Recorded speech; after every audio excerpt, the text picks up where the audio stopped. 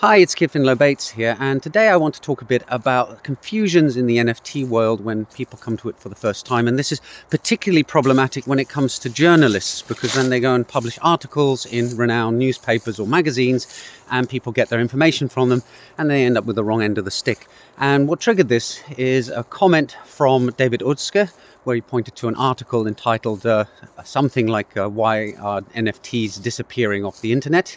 And a question actually that Sarah Adami Johnson asked me concerning the disappearance of the Hic et Nunc NFT marketplace. That's a marketplace that used to handle the sale of Tezos-based NFTs.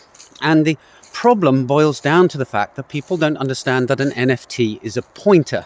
So I'm going to give an example from the Web 2.0 world to try and clarify to people what is going on here. Firstly, the NFTs are not disappearing. They're still sitting there on the blockchain quite happily, containing the data that points to the artwork that is off the chain. And so you can imagine an NFT as being like a bookmark in your browser. You see a web page that you like and you bookmark it, and a little bookmark icon and title for the page appears in a bar at the top of your browser. And that's really handy because if you want to go to that page, you click on the bookmark, and the bookmark is a pointer to the web page, so your browser loads the web page and you're happy. Until one day the web page is taken down. Maybe the company that is hosting it goes bankrupt, so they're not paying their server fees anymore. Or maybe it's a blogger post and the blogger decided that they weren't happy about what they'd written there, so they delete it, or there was a DMCA takedown order or something like that. So anyway, what happens is your bookmark in your browser points to a page that no longer exists. And when you click on it, instead of getting the page with nice pictures of cats on it that you like to visit every day for some reason, you get a 404 file not found error, because the thing that's being pointed to is no longer there. And that's exactly what is happening in the case of these NFTs.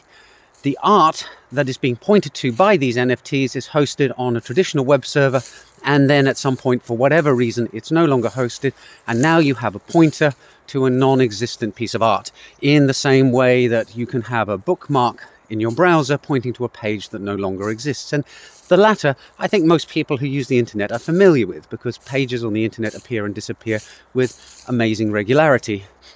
So there's an analogy to understand what is going on in the NFT world. And when a journalist writes something like NFTs are disappearing, they're making an inaccurate statement. It's not the NFT that's disappearing, it's the thing that it points to that is disappearing.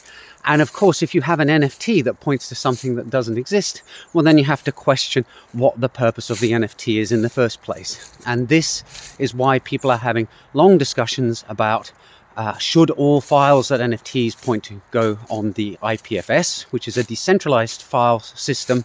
So it's got a bit more in terms of immutability and persistence, but the persistence part isn't great because it still requires somebody to host the file and to continue hosting it over time. But it does solve part of the problem.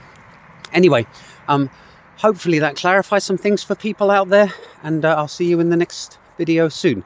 Bye for now.